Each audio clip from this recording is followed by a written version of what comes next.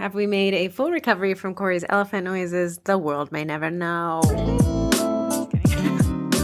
Okay, we are back to the Sugar Cookie Marketing Baking It Down podcast, the world's longest name of a podcast. It sound any more not fun than we are back. There you go. Like the guy on TikTok. We're back. Corey and I found the guy who does all the voiceovers for like advertisements and news intros. Yeah, like anything you've ever heard that has a deep voice and it like makes you want to go to the movie theaters. Live at 9. Yeah. But I want to let you know, just only quality research is done on TikTok. Corey and I are really hitting the pavement to find quality information for you guys. Okay, Corey, this is the Baking It Down podcast. What can people expect?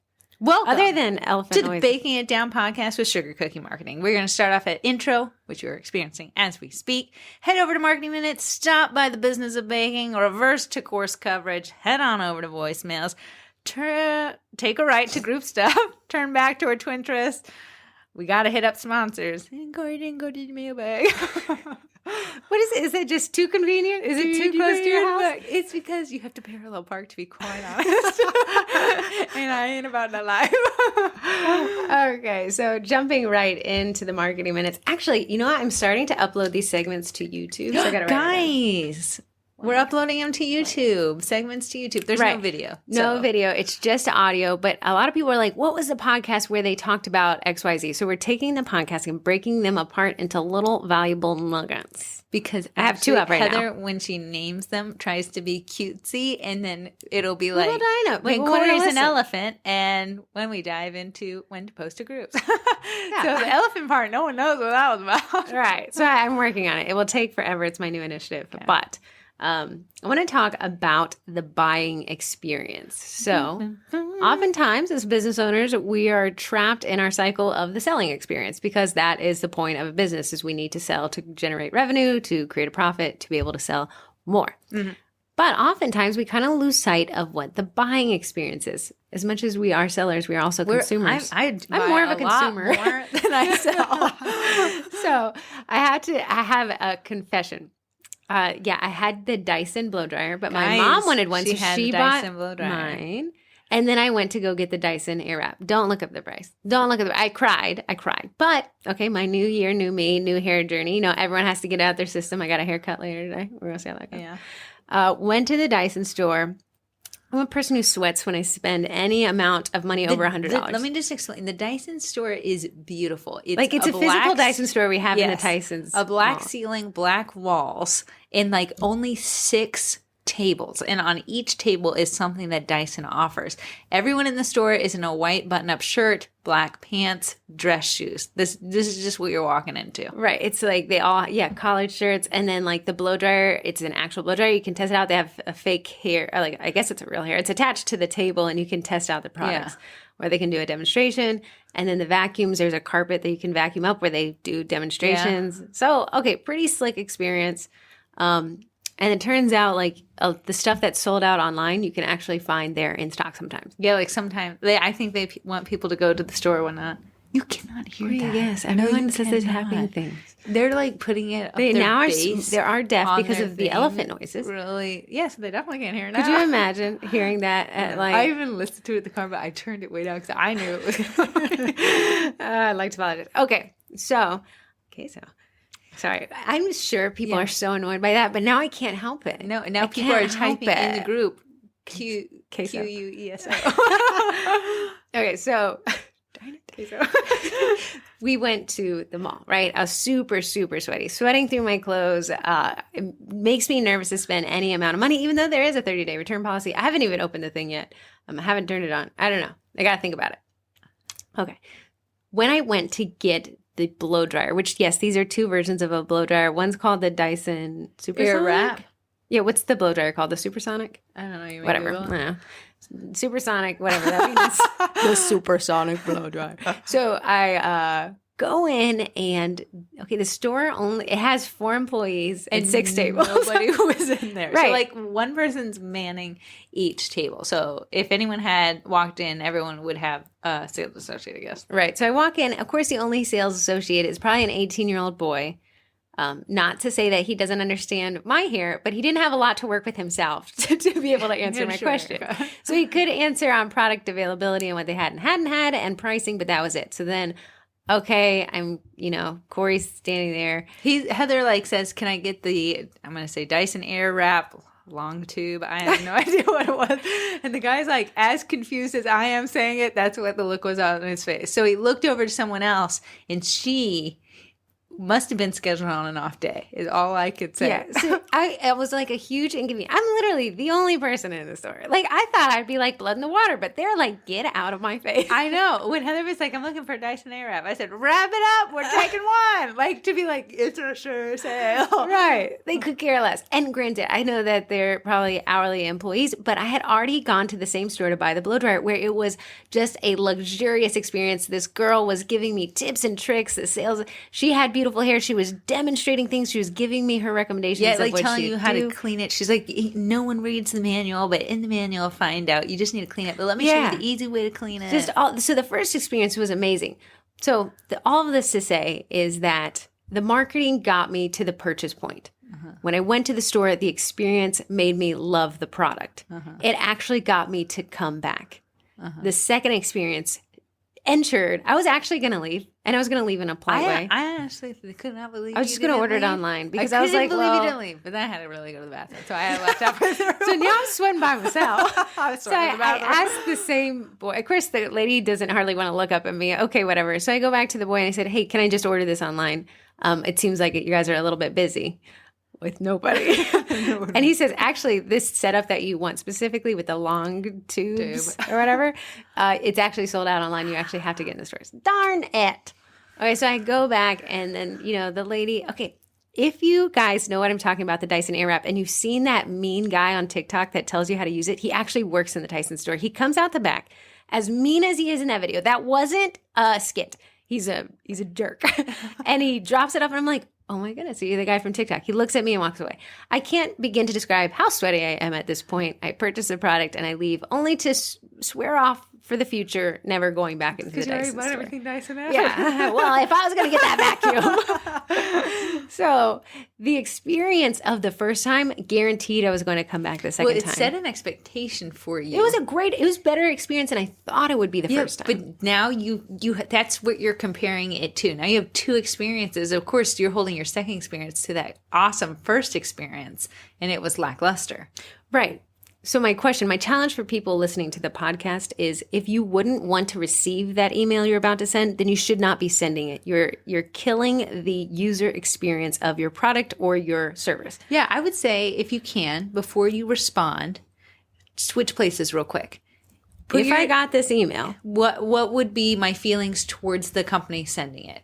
And just put yourself in the end user's shoes. Would they be okay with this response? You'll see that like Corey and I, even when it's a negative response, even though there's a negative inflection to what the message of the email is, like, hey, you can't sell in the group, or hey, we can't allow bullies in the group. You've been removed. I still got to say it in a positive way because to create a negative experience is going to create there's not going to be a next experience, right? So let's say you have to let a customer down nice and easy saying that, hey, you guys took too long to reserve this date. I've given it away. Mm-hmm. So if I write an email and say, you took too long to confirm, the date has been given away. Why didn't you tell me that way back? Right. Also, really negative experience. Even if the person had made a mistake and maybe it wasn't malicious that they hadn't reserved the day, to come at them with that Dyson Airwrap experience is abrasive and they will not be back. They do not like your experience. Mm-hmm. So how can I rephrase that? Oh my goodness, thank you so much for reaching out. Unfortunately, I had to give that day away because I had somebody else come in and pay immediately for their daughter's second birthday. That said, what I have available is this. Do any of these days work for you? I'd be happy to squeeze you in. Again, I apologize if there was any confusion there. Whatever you want to say. I know some people are weird about saying sorry. You need to, my belief. I say. Is that you should say sorry. The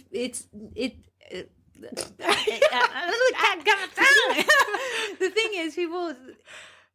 I'm weird about it because people will say that we said don't say sorry. We said don't apologize for your pricing. Never gone into Target and been like, this was $4 cheaper last week. I'm so sorry. No, but you can say sorry that someone doesn't have the opportunity, and it's empathetic. Or I'm sorry there was confusion. If the onus is on me that I didn't spell it out more correctly, that you had to put your money down to reserve this date, my apologies. But allow me to give you another option that's going to make your experience, at least here, even if you don't buy, one that you're willing to return to. So they say that the cheapest lead is somebody who's always bought from you. They've already bought from you, right? So they're coming. They're the cheapest because they're guaranteed. It's Tuesday. It's only Tuesday, right? Okay, so if you work so much from taking a cold audience and making them a hot audience, somebody who's actually bought from you, then you abort them and you turn back around to try to salvage another cold audience, it's costing you so much time because you have to introduce yourself, you have to build trust, you have to build awareness, then you have to convert. Yeah. So if I can take an audience that I've already sold to and say, hey, here's something else, it is the cheapest cost per lead for a business, which is why it is the most valuable lead because it is such a low cost. If you have to deal negatively with a client and you're making that experience the equivalent of the Dyson Airwrap, you are burning through a lead you already spent a ton of time, money, and effort on. So be nice to Heather when she walks into the Dyson. Ain't not going by any way. When we used to sell online, when we sold cars online, and you had an e-office, so everyone was required to work it for 4 hours every week. My husband's calling me. They had a mirror in front of everyone's computer where the phones were, and you had to stare at yourself because when you smiled at yourself in the mirror, it made your voice more friendly. And in turn, it gave them a better experience. So, hey, we don't have that car on the lot. We don't have the car on the lot. That's a great... Yeah. Okay, guys, everyone needs to get a desk mirror. You need to say, hey, it looks like that date's been given away. But you okay, let's try it. Sure. Okay, I want you to tell me that you're canceling this Disney trip that I don't think you've really planned. But I want you to say it with a smile, but let me down like it's... Heather, I know you had planned on the Disney trip circa June 2022, but it doesn't look like we're going to be able to go it because I have dropped the ball and forgot to plan. Okay, now be mean. Yeah, and don't smile. It doesn't look like it's going to happen. Okay, so stop talking about it. Stop asking about it. This is more of a realistic version of you. The other one seemed weird. This one seems safe and normal. I'm used to it. Okay, that's a great. If you can't smile while you're writing the email, maybe it's a little too heavy. And the now we're very much behind a keyboard, so it's not even phone calls anymore. But you can't determine the inflection someone gives your email. If you started off with "It doesn't look good for you, buddy," they're going to read that email with an inflection you did not intend. Always assume the worst inflection. That's why, and I know, I love me an exclamation. I love an exclamation. And maybe I overuse it, but what it does is, as long as it's not used in a negative inflection, I disagree. If you'd only had paid exclamation. But yeah, I would say read your email. And can I say this? You probably cannot. Okay. Be careful with your emojis because the connotation people associate with emojis is different than maybe what you do. Also, when someone cross-device sends emojis. Me a shrug, I feel like you don't care. I feel like they don't like me. Deal with it. Shrug. Deal with it. Would it be like, I'm not really sure. Shrug. Yeah, but I'm taking it how I've always sent emojis because I send them when my husband's like, "What's for dinner?" I'm like, "Nothing." Shrug. Also, look at the medium of which you're choosing communication. If you're messaging someone on Facebook, that's a very casual atmosphere that they're already conditioned to. That's why I prefer to move clients always over to email. That way I can have, when you're in your inbox, you're like, oh, this is a little bit more official. You want to move it to a phone call, you're eliminating any lost in translation because you're literally the inflection. Since now we're even talking about email, can I talk? I think is it Grammarly that makes it like... That's a good one. So Grammarly, it's a plugin, right? Yeah, it's an extension and a plugin, I think, as well. Okay, so Grammarly will be in your inbox with you, and as you're typing, Grammarly is a plugin, I think. Extension. Chrome extension. I believe. If you take Heather's extension bookmark course, I think it's in there. It's not about extensions. Thank you.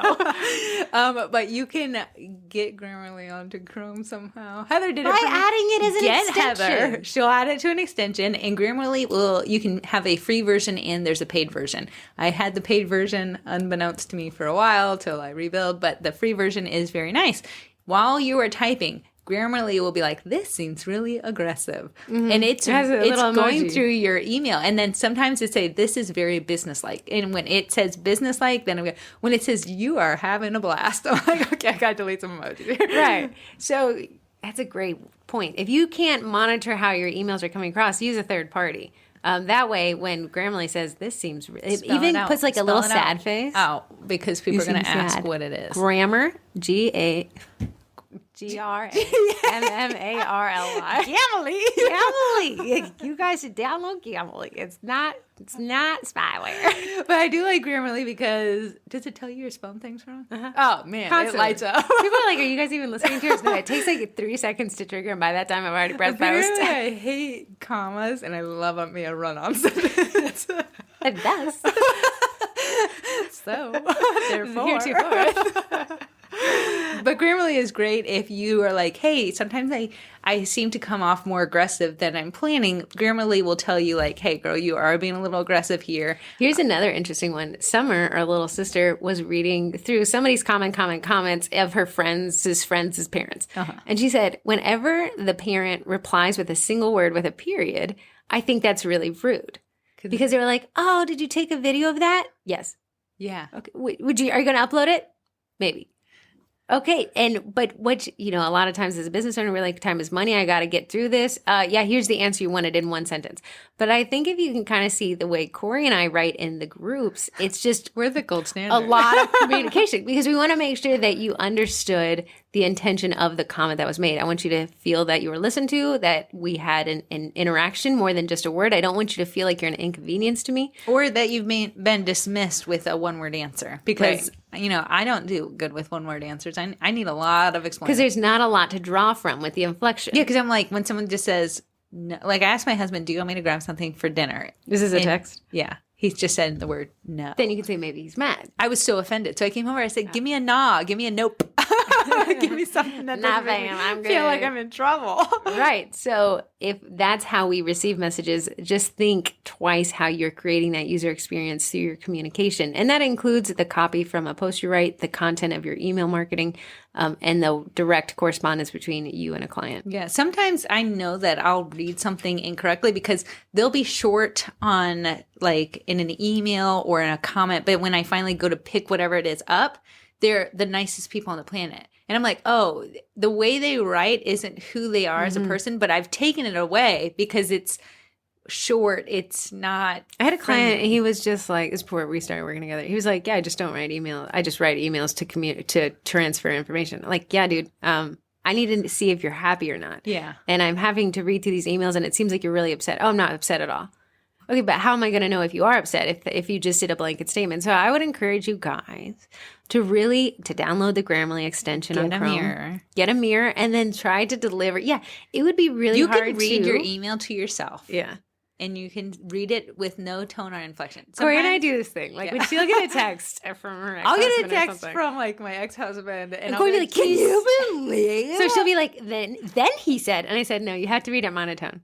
Then he said, "Can you I'll pick up Archer?"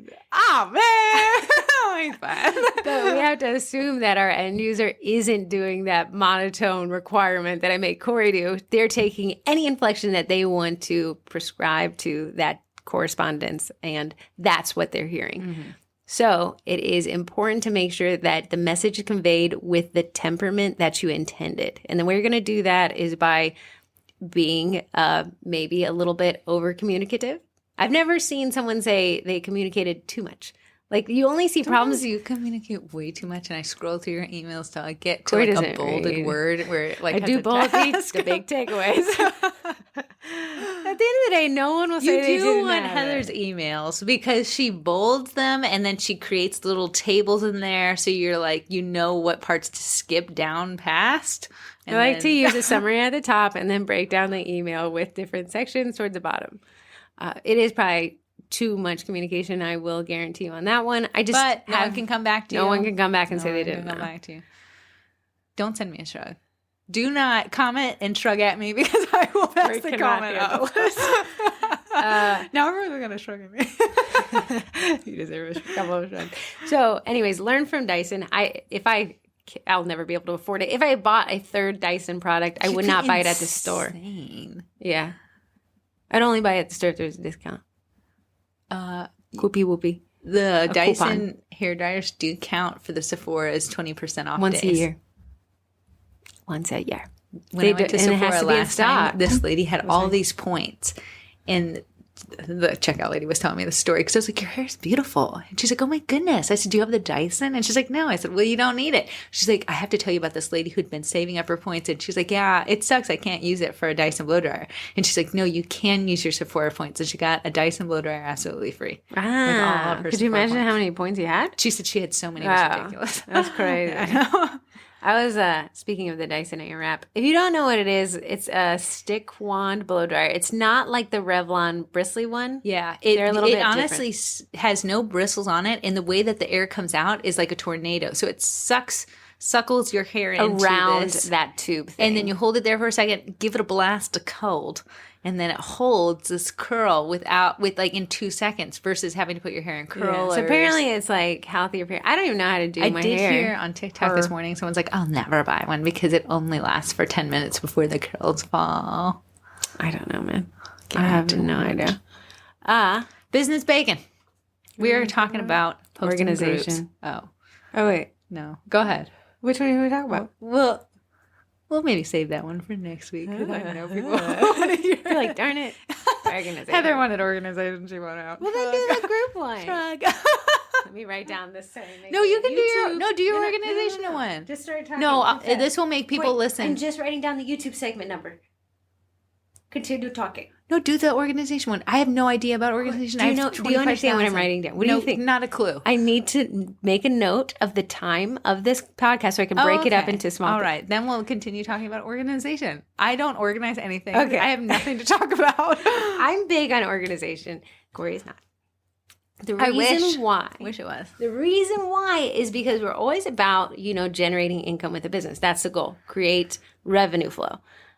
Time is money. So if you're disorganized and you spend a lot of time trying to find the things of which you need, you're actually losing money. So I know it's not the most obvious way to generate income, but being organized does generate income in the form of time saving. If it takes you, if you're having a correspondence with a client who's placing a custom dozen order for 3 months out, and this client is very communicative, they over communicate, back and forth, but you need to go find out what their original order is. If you don't have that tagged or organized or filed, it's going to be a lot of, yeah. So in the Cookie College, I teach classes on organization. So I use heavily Chrome bookmarks. I use Gmail labels and filtering to make sure that my inbox is always at inbox zero. Inbox zero is an initiative where every time you look at your inbox, there are 0 emails in it. The way you do that is through organization. Pure dream. Okay, how many emails do you have in your inbox? 25,000. Say that louder for the elephants in the back. 25,000. 25,000 I am an emails. important person. Starbucks loves to send me an email that has 0 points. So in organization, I would say a great approach to organization is make a list of your biggest headaches. Heather. Okay, and then organize. But that's a great point. So what are the 5 things? I'm gonna run this to you. What are 5 things that you find disorganized that cause you a bit of stress? Facebook, every time someone does anything on there, I get an email from Facebook that just says someone farted on the You platform. could probably eliminate those emails. Something else. I'm still part of this Bulldog forum. Remember? Okay, Corey and I joined a bulldog, like the dog meetup group, and we went to one. And Corey acted like her dog wasn't a dog and couldn't handle other dogs. No, my dog was overwhelmed. Okay, let me tell you. Because Corey doesn't let her dog live a real dog life and she puts him in bubble wrap, he got nervous on the drive and throws up in her cup holder. Right on my iPod. Okay, but it was very cold, I remember. It was freezing. And we went to this dog park meant for squatty dogs. So it was a bulldog only. So there's probably 40 bulldogs there. 40 bulldogs. So we're there, and then like Ray, her dog, is just having a doggo blast. And these dogs are sniffing butts and licking each other's knees. Like it was just these little squatty dogs having the time of their lives. it was so cute. So I think we were there for about an hour. Yeah. Then it got Corey's so like, cold. I need to go. I'm Ray is being overwhelmed. Like that dog parent you don't want to see. So Corey's like, okay, bye, Heather. And I'm like, okay, well, I don't have a dog, so I gotta go. And I feel like a creepy person. Can I pet your dog? But these dogs are like super stoked, these little nuggety dogs. Yeah. This one dog, every time, I did bring a camera to get some photos. Every time I kneeled down, he thought it was like a game, like to just body slam me. And he thought it was so fun. Like you could see And this everyone dog was is like, laughing, so he was like, I'm getting attention. right. These dogs, I mean, well, I don't think they're the smartest. They do really turn everything into a game. So you got a bunch of these little nuggets running around in this dog park, and this one's following me around, just body slamming me every time. And then, so Corey gets to her car, and she's lost her keys. I tried to open that door. That thing did not open. Yeah, so it's like one of those ones where if the key's in your pocket, the door unlocks. This dog park is It's very huge. it's very narrow, but it's probably like a mile long. Right. It And was we a really, really big we dog were park. everywhere.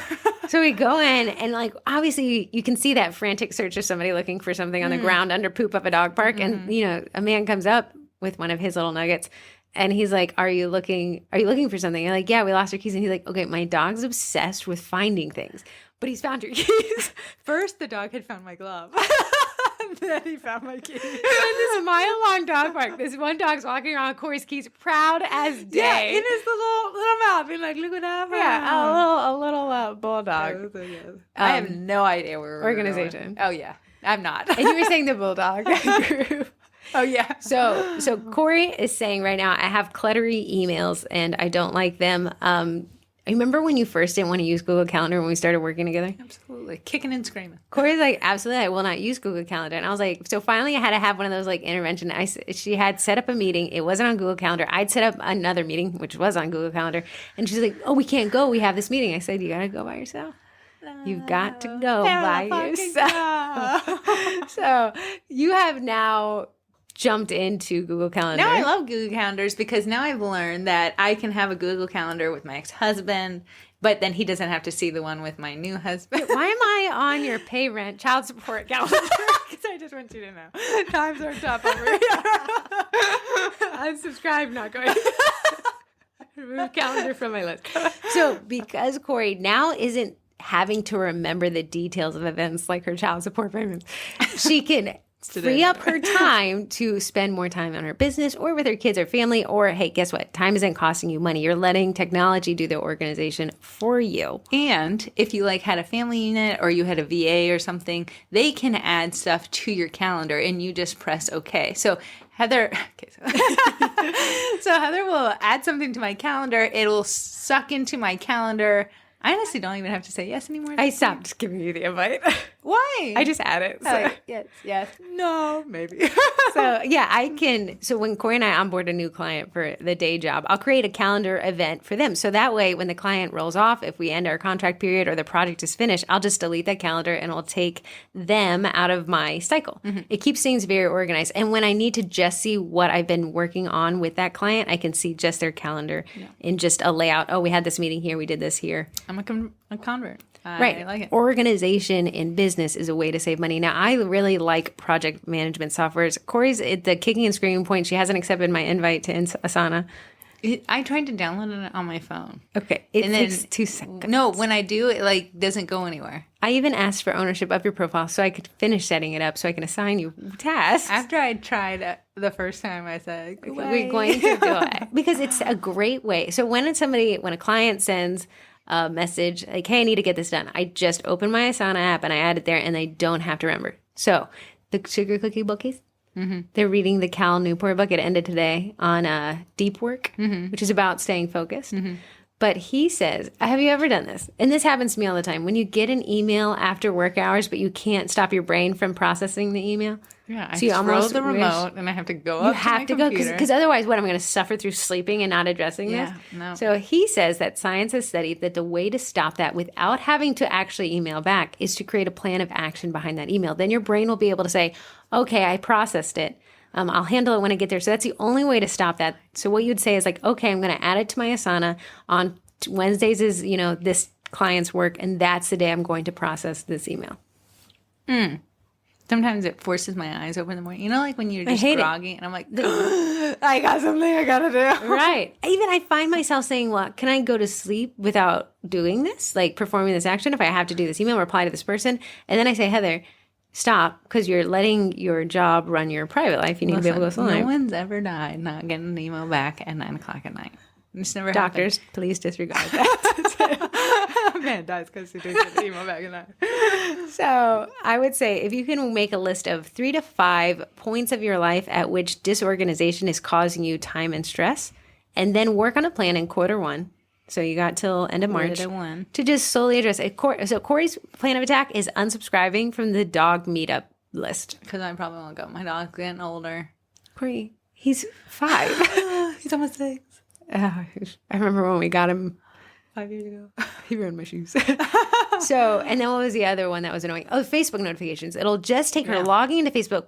This 5-second action will save her a stress point that's on this list. Do you have anything else that you find stressful? From Your mail track notifications have gotten insane. Oh, so I've been cleaning up my day job. I've cleaned up inbox 0 to every email, but this one I've had, obviously it's my day job, so it's got so much correspondence in it, and I didn't stay on top of it when we first started. It's the MAR, the MAR on my clean record. So I've been cleaning up, but every time I open an email from Corey, the tracking software we use pings her. It's telling me. It's like Lego cookie head I need by the week's end. That is 72 weeks old. So Corey could turn off those notifications in the temporary interim, and it would save her. It would save her a ton of notifications. The book, the Deep Work book, the whole point, he said, every time a notification comes across your screen, you have a residual attention on that notification where you stop your working 1,000%. flow. 1,000,000%. So the more we can eliminate these distractions and these disorganization stress points, the more effective your time management and organization will be. And you'll find that you'll actually be making more money, or you'll feel that you're working less. Because you're letting technology organize you. Guys, I'm getting and pen and organized paper, in people can do 2022. it too. You can do it. Yeah, I'm taking Heather's Gmail class Tips and tricks. in the Cookie College. Yes, I'm taking it, even though I am the dean of students. So that's my big thing is so your challenge this week, make a list, five pain points of organization for you. They don't have to be major. They could be, let's say if you're late on paying a bill, could you enroll for auto pay for that bill? Did that. See? And that's one less thought in your brain that sits on the back of your shoulders when you're about to go to bed saying, I can't forget this bill. Yeah, now I forget all. Something I really like to do, and I could almost challenge you for this, is I created a Google Calendar dedicated to any recurring subscriptions that I have. Then as soon as I buy something, like I bought the Stratia skincare from a couple podcasts ago, well, it's renewing a subscription. So I added the day I bought it, and then I say renew this calendar event, recur every 90 days. Do you have a ton of subscriptions? I have 3.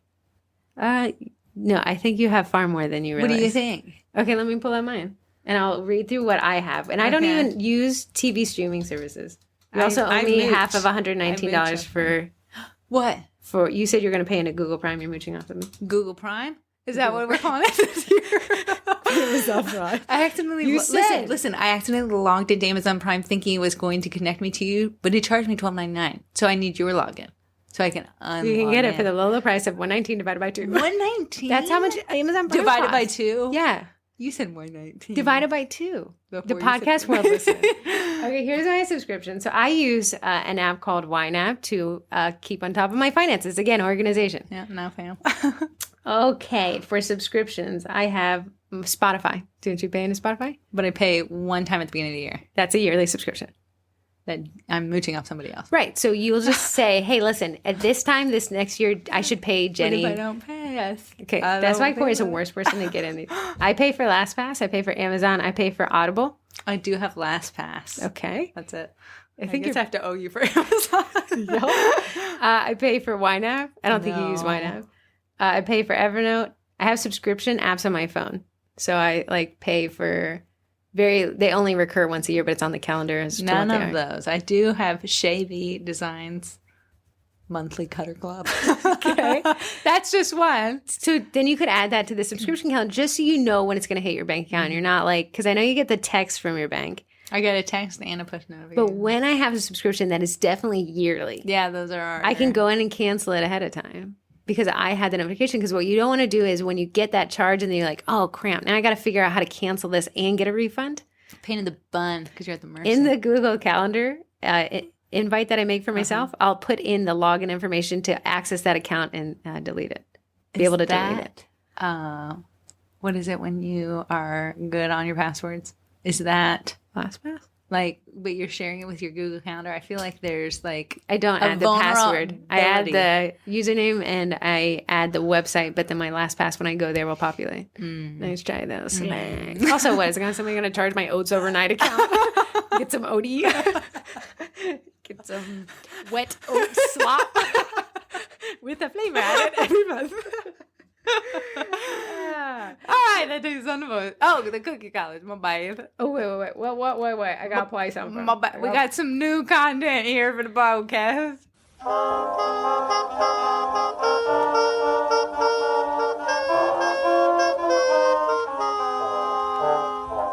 That is my favorite. Okay, Laura of Sugar Cookie Buckies made. What is she playing? She's playing 5 different instruments. 5 different and duetted herself. Yeah. She's the entire orchestra. So we had someone graduate the Cookie College. They took every single course. There's over 50 courses, and they did it in 2 months. Which is Rose did. I gotta give her like a round of applause. Yep. She paid. This little sound thing is like, no. She signed up 2 months ago and said, I have budgeted 2 months of the Cookie College. I'm going to take every class. So, okay, this sounds horrifying, but I can see people's progress through classes. I thought it was broken. Yeah, we're having a little bit of an issue. It says every class has been taken. Do I expect people to take every class? No. She actually came up with a strategy, and I read it. She said, I made a list of the classes that I knew I really needed to take. Then I made a list of the classes that I already knew the concepts to, but I just want to make sure you were covering. If you added any extra tips, I wanted to get those. Yeah. Then I made a list of the classes that I probably didn't need, but I just wanted to know my options. And she took every single 50 plus class. The funniest thing is I dropped a class 2 days ago on Chrome bookmarks. Mm-hmm. And like her plan ended the same day I dropped it, but I can see she was taking it. She's like, thank God you dropped it. But Laura made that song so we can play it anytime someone graduates the Cookie College. Right. So I know what people are asking. Oh, so when you take all the classes, you're done? No, we're adding 4 new classes this month, and we'll add 4 more classes next month, and Corey will post her freebies. But we've never had somebody actually take every class. I know. It was so nice. So she said she'll come back in a couple months because there'll be more classes that were added since she's ended, which is smart. So she can save the monthly subscription by adding it to her Google Calendar. Another it's all coming together. And then she can join back with us and pick up on everything. Especially, she did. January is sometimes a slow time for people, especially coming off of December high of sales and things like that. So she used her downtime and really dove into college. But now things are going to start picking up. So she said she's going to dive back in March when she needs some help with the photos and wants to catch up on the classes. So I thought that was a great idea. Right. The Cookie College is pretty cool. But that is hilarious that Laura made that. She has no idea I'm putting it in this podcast. She'll listen to it. Hi, Laura. On that note, sorry, this is a little addendum. Laura started the Essentialism book today in the Sugar Cookies group. What's the minimum I need to accomplish this goal? If you want to be a part of a book club, this is your chance. It's called Sugar Cookie Bookies, and they read a lot. It's based out of Facebook, so just search for it and then request to join. If you're already in the Sugar Cookie Marketing group, you'll have auto access to the Bookies group. You just have to click the join button. But yeah, the Cal Newport Deep Work is the one they just finished yesterday. It's very big on just eliminating distractions because we truly don't realize how much time checking that one notification on your phone is taking out of your day. 100%.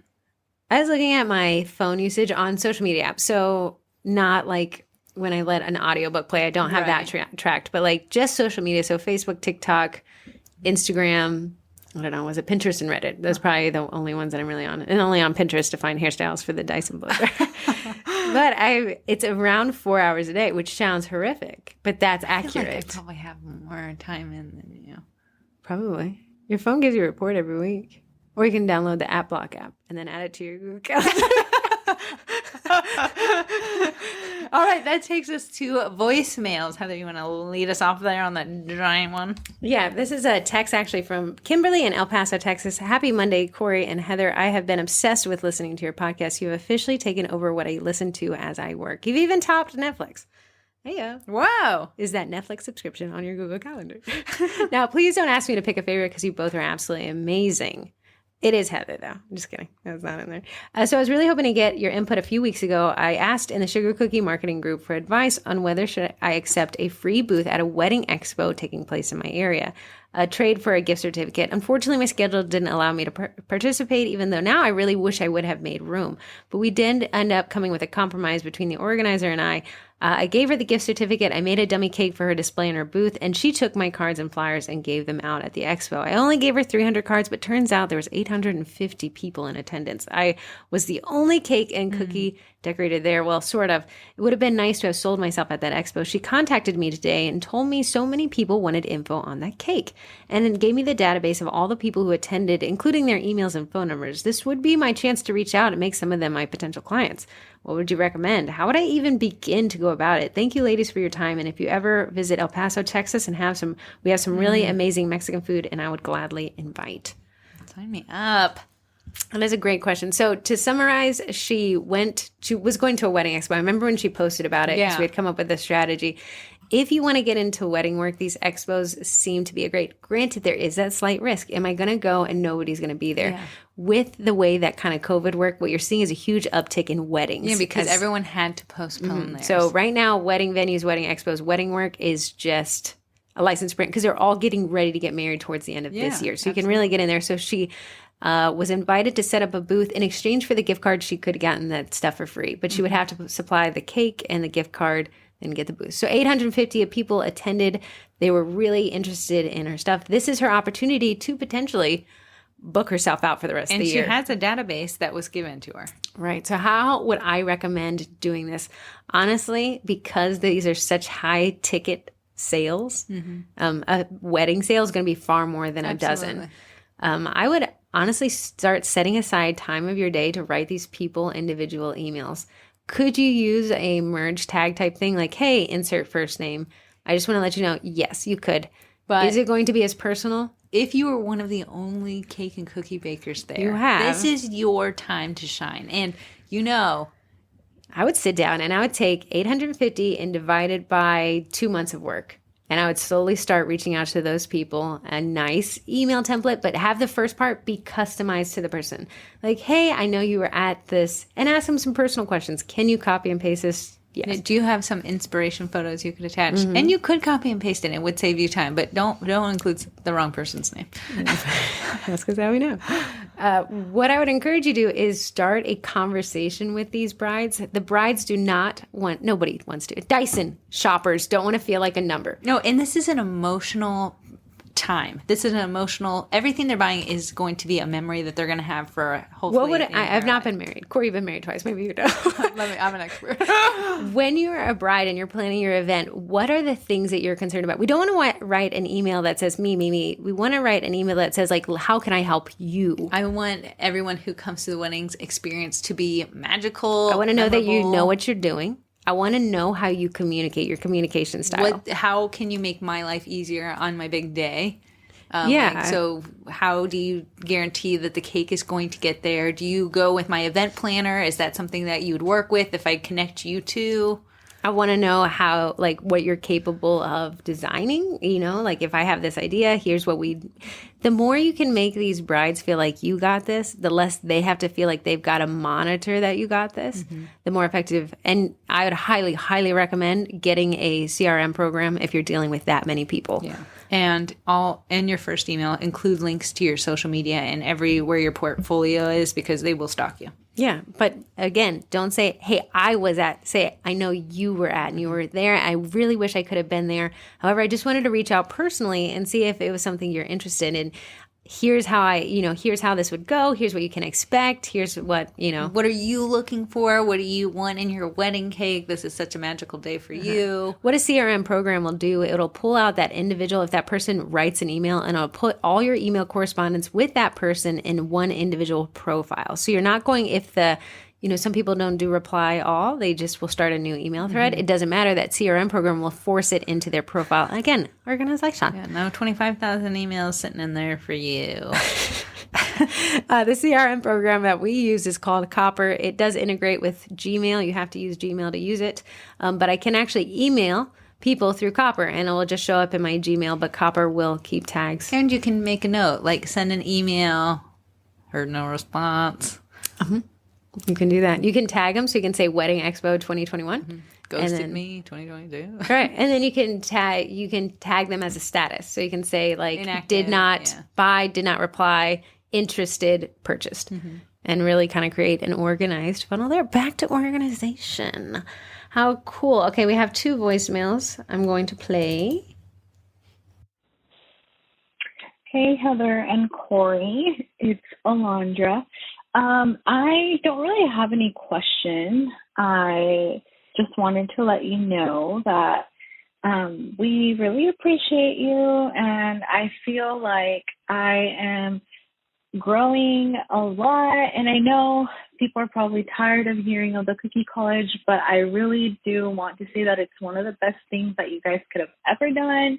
And I feel like I'm growing my business a lot because of it. And I feel like my business, the way it has been growing, I literally owe it all to both of you. And of course, everyone that has been supportive in the Cookie College. But yeah, I just wanted to say I appreciate y'all so much. Also, the whole billboard way of thinking, I've been using that a lot, not just for my business, but also for my everyday life. You know, when I want to argue with Vince, I'm like, if this was put on a billboard, would I be proud of this? No, maybe I just, shouldn't argue. So I just want to say that you guys are doing a great job, and I appreciate y'all so much. Yeah, have a good rest of your day. Bye. That is so nice. Okay, she is a part of the Cookie College. She's been there for a while. She started with us when we started. Oh, that's fantastic. And she's been in there, and she's been so involved in the group, and she helps people in the group if they need to find something, because she's been there, she's done that. But we really appreciate you taking that time. I thought it was hilarious that you said that you used the billboard thing with your husband. Corey, would you be able to say the things you said to your billboard husband? would say no. Nope. Put that up there. That's really cool. Alondra took, it sounds like we paid her for that. I know. She took so in the Cookie College, we walk you through, I know we talked about it a million times, what to do in a class, how we set it up, what we use. I talk to you about Eventbrite, virtual and in person, the copy for that, and then a PowerPoint. So she went through the whole thing, just literally copied and pasted, and then, changed it around for her audience and her location, and then filled up a class immediately. And then the next month was like, yeah, I'm doing 3. Wasn't she new to that area that she did the she's classes just in? moved to Texas. Yeah, Doesn't know anybody. So that was such a success story. Heather and I, if you know us, we love teaching classes because it's a high profit margin. So we dedicated a big portion of the Cookie College. Also, if there's a mistake, it's on them. And they're like, yeah, I'm proud of my mistake. We dedicated a big portion of the Cookie College to help people teach cookie classes. And how we did that was we gave you everything that we do to teach our own classes. So one of I call her competitors, she's the nicest person on the planet, Christina's in the Cookie College. She uses our PowerPoint in her own. And she's doing super well. Her unique selling proposition is that she does them at wineries, which is just genius. I know. She did fantastic. Yeah, I think she does them at breweries too. Talk about even more mistakes and they don't care. Okay, here is voicemail number 3. Hi, Corey and Heather. My name is also Heather. I'm with Magical Box Bakery in Newark, California. Heather, I want you to put on some earmuffs. Corey, you are my favorite. Now, Corey gestured to Heather to take off her earmuffs. You put on some earmuffs yourself, Corey. Hi, Heather, you're my favorite. Anyway, I love you both. So my quick question is, how do I come up with really cute little descriptions for the cookies that I want to sell? I make a lot of drop cookies, and I just started getting into the fancy decorated sugar cookies. So I'm running out of ways to describe my cookies. I feel like everything is soft and chewy, which is what I try to aim for, but I don't feel like anybody wants to buy the same soft and chewy cookie based off of the same description. So I've noticed a couple times when you have cookies that you've sold and you've given your description, for example, the little bites of encouragement, you gave a really great description with those that gave the the buyer the information that they want before they purchase, but it was also fun and didn't seem like it was pushing the product too hard. So I'd love any tips if you can give them, or if I need to head to Cookie College and look there. But thanks so much. Have a good day. Perfect question, Heather, and Also perfect name as well. Very nice. I took my earmuffs off. Sorry, great. Do not listen to that podcast. She had a message just for me. Okay, great question. She's right. Summary, the copy. Okay, we're selling cookies. How many different ways can you describe cookies? Soft and chewy. Right. Right. So I think, and I'm going to go out and say that people aren't necessarily buying cookies for the sustenance that they provide. What they're buying cookies for is to solve a problem. So what we talk about, again, Cookie College shout out, but I really do like copywriting formulas. You say I'm a hard sell. Guys, for the low price, $16 a month. But Google it, copywriting formulas. What that is, it sounds complicated. It's not. There's different approaches to writing copy that will allow your copy to answer different problems. So if you ever watch an infomercial, they do. It's problem solution. Yeah. So an infomercial will be like, kind of think about this applied to cookies. Can't figure out what to get your significant other for Valentine's Day. Just look no further. This adorable heart set will be everything they loved and more, and won't take up space on the fridge.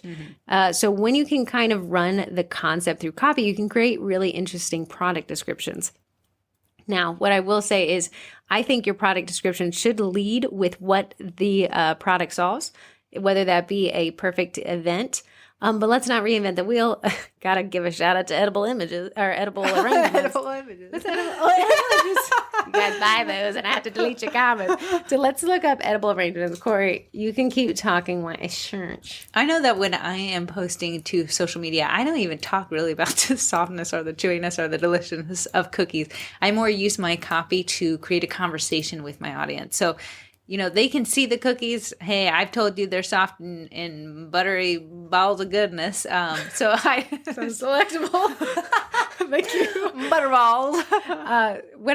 I pulled up the Edible Images website, the Edible Arrangements site, and instead of just saying, here's all my products, they've actually categorized them by birthday, Valentine's Day, gift under $50, and delivery. So I'm going to open up the Simply Edible Bouquet. Treat someone special in your life. Okay, they start off with exactly what this will give to somebody rather than with this deliciously, freshly crafted arrangement. I assume that every one of their arrangements will be described as deliciously, freshly crafted. Yeah. But what they're going to go on is pineapples, daisy, strawberries, and other fresh fruit favorites are carefully crafted in a keepsake they can use long after the fruit is gone. Oh, Again, so we're two talking gifts in to one, man? Yeah, we're not talking about what necessarily the product is. They're not saying like pineapples sourced from the best trees in all of the warehouse behind perfect for celebrating birthdays, work milestones, and other special occasions. So you're giving me, the buyer, the ideas of how we said Valentine's Day, but now you're saying work, man. Right. I I know it's easy to assume that the end user, of course they know that, but you're introducing ideas to them like, hey, this would be a great for your mother-in-law who you don't know to buy for. You don't know what to buy for the dad-in-law who's got everything in his life. Try a set of custom-made cookies with this favorite tool set. I know people like to do that, right? I'm doing This gift is a perfect way to make their day extra sweet. Again, we're not talking about the juiciness of the fruit. We're talking about what this gift will accomplish for the buyer. At the bottom, grapes are no longer included. Why? It's just I demand an answer. container may vary. Coupons not applicable. And at the bottom, it has an ingredients list: cantaloupe wedge. Is there grapes in that honeydew- photo? No, it's gone. Grapes gone. Grapes. Somebody please find out why Edible Images no longer has grapes. And it's strawberries and daisies. So what we can say about that product description is it's not describing the product, it's describing what this gift will accomplish. So a little solution. If you would like to call in to the podcast or the pod, the phone number is 571-556-5644. Those of you over the pond or don't want to use up your text message limits, it's email is hello@sugarcookiemarketing.com, or you can send us a text at 571-556-5644. Okay, upcoming events in the group. This one is tomorrow. Nicole Rosen, she heard our cries for help. So the new 1099 reporting law from Venmo, PayPal. Sweet. Yeah, she's telling us she's breaking down all the barriers and answering all the questions. That's tomorrow. New 1099 reporting law with tax professional Nicole. You can watch that and kind of get your questions answered if it sounds confusing. But if you're doing your taxes correctly, you do know it is state by state. So you might ask her a question that is state specific. Oh, yeah. You have got to reach out to an accountant. You need to reach out to an accountant. You can't just take what she says and she's run talking with it. specifically about the 1099 law. So if you ask her a question, she answers it. Just keep that in the back of your mind. You don't pay her, so that's why I don't know why so she does tells you to burn your W-2s. I actually think though you can hire her to do your taxes. I think they're licensed in quite a few states, so that's between you and Nicole. I hate taxes. If TurboTax sends me one more email, I swear. Okay, after that, mastering client communications with Andrea. She actually lives down the road from us, so we know that she has to deal with some crazies. But she had meant to do this last year. Where does she live? Loudon. Oh. Loudon. So she gets to deal with a lot of different clientele that we have in this area. I will say that this area is a bit affluent, especially Loudoun County where she lives. A lot of personalities. If you're in the Real Housewives of Loudoun County, you get to see it live. It's my favorite reality TV group to watch. And then bake along hot cocoa bombs with Shauna Hawks. Now that was supposed to be, that's in March. So I guess I got to rebuild the calendar for Facebook Lives. March is right around the corner. I know. Past events is take better cell phone photography with Amy. I know she's listening to this podcast. She had said she would like to say, wow, my iPad died. Someone knocked on my door and my kids started throwing up. So I think she does have a couple different links that you'll need to get as her iPad died and she switched over to a new one. Watercolor painting cookies with Erica. Oh my goodness. Wow. Too talented. And then, oh, look, Heather Miracle taught Facebook's Planner app. That is pretty cool. I really do like Facebook's Planner app. It is a free scheduling software. I've already taught that live. You can go and watch the replay. And why she taught that live is she wanted to give you a taste test of what was in another hard sell. What was in the cookie college and how you would expect. So the way that she teaches that, although I even watched it a little bit and she messed up like halfway through. My camera died. Camera's dying everywhere. But we kept going. Okay, so we have no group challenges because Corey's lame. Twinterest. Ooh, I have none as well. Okay, mine will be the Dyson Airwrap. I will turn it on. I will make this. Keep talking and let me think of one. The Dyson Airwrap is a weird blow dryer that works off of physics, and it wraps your hair around a column of air rather than forcing heat. That's about as far as I read on TikTok. You didn't come with anything? No. Anything is interesting in your life. I'm not interesting. Nothing's interesting. Wow.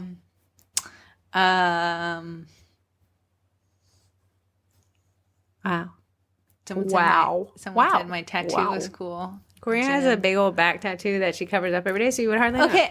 Except for at the gym, you can kind of see it. And you know how many people use that as an entry into a conversation? Why did you get the tattoo? You can't even see it yourself. Got it for myself. You cannot see it. Yeah, I don't want to see it. Somebody else's problem. It's everyone behind me's problem. How many hours did it take? The tattoo is the size of my entire back. And it took 7 sessions of 4 hours each. Did you cry? Why? One part, cried. It was like, it's like the lower part of my back, like right there. You wouldn't think that would hurt. This is a soft area. Oh, yeah, we did soft area. I wouldn't know you. Would you do it again, knowing now?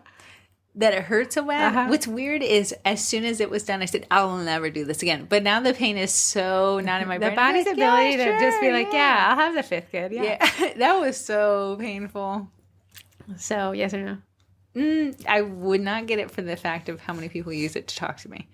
If my back was just coat, dude. Darren.